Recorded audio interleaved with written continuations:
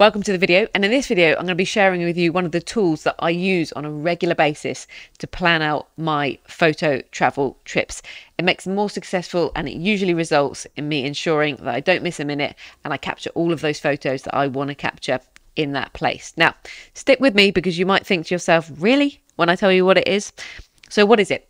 What I'm talking about is Google Maps. Now, I'm sure we've all used Google Maps from time to time, or on a regular basis, in fact.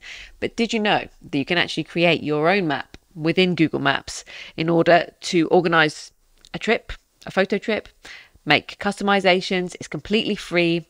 It can really help you have an overarching view of the place you're going to, and therefore where you want to stay, where you want to fly into, as well as make sure that you hit those spots at the right time of day, and you know how far away they are from places, and you know how far you need to leave to travel, etc. It can just streamline your trip so much, and it's saved my bacon on so many trips. And the reason this came to mind is I'm currently planning a trip to Madeira, which, as you can probably tell, I'm quite excited about it. It's coming up very soon, so I thought what better chance to show you how to do it, how to make your own map, and kind of the little bits and pieces that I use and the features that I use within these Google Maps to plan my trips. And in this case, I'm going to show you my map that I'm creating for Madeira.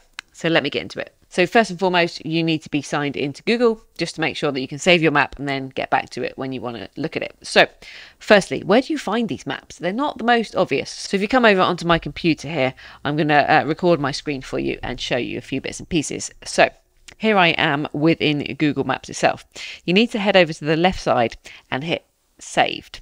Now, at the top here, you'll see lists, labeled, visited, and maps. If you hit the maps button there, you will actually see any maps that you've saved. So you probably can see here, I have quite a few. But in this case, we're going to look at my Madeira trip, which you can see at the top here. So if you click that, it will open it like so. And you instantly get a nice overview, in this case, of the island itself, and you can see a summary of my key here with all of various bits that I've started to work on. By the way, this is not a completed map. This is actually a work in progress, so I can show you a few bits and pieces, but it's not perfected just yet.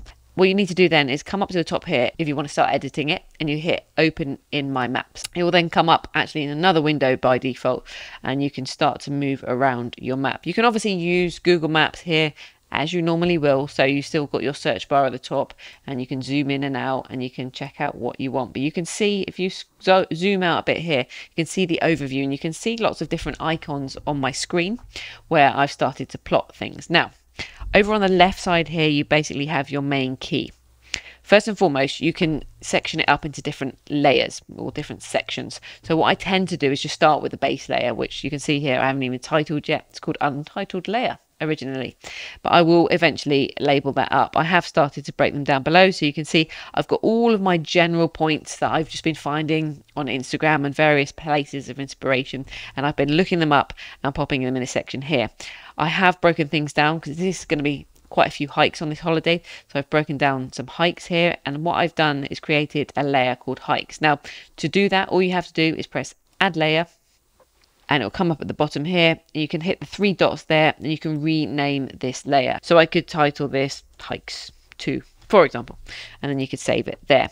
Then whenever you create a new point of interest, you can drag it into this section, and so on and so forth. So as you can see, this is how I typically do it. I'll have all of my main points. In this case, I've got my hikes, trip stuff here, so there'll be the airport, and when we get around to booking accommodation, we will put it in there. That is super handy, so you can start working out how far away things are from each other.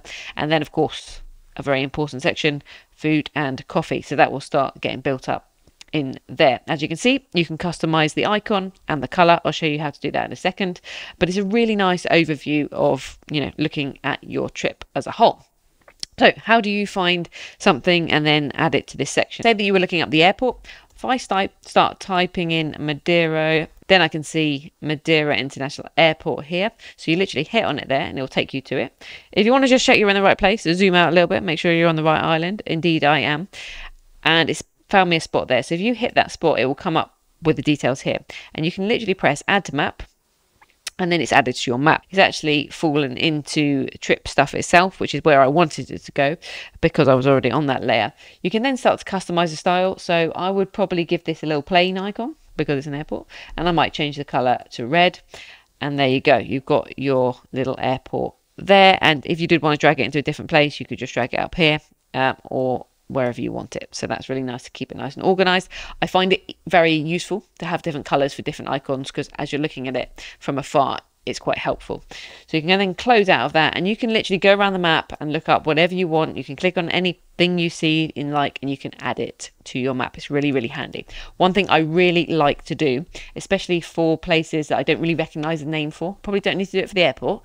However, if you click on something like these natural swimming pools here, it's come up, and I've actually added this image. So what I typically do is go onto Google, or I've seen the picture on Instagram.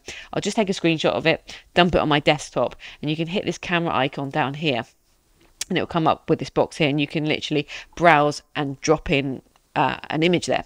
So when you're there on your trip and you're looking at it, you can easily click on it and see the picture, and then you're like, oh yeah, I remember what that is. Because sometimes, especially in different countries, you can't quite remember what things are. So I find that a really, really useful feature to help you visualize what you were talking about.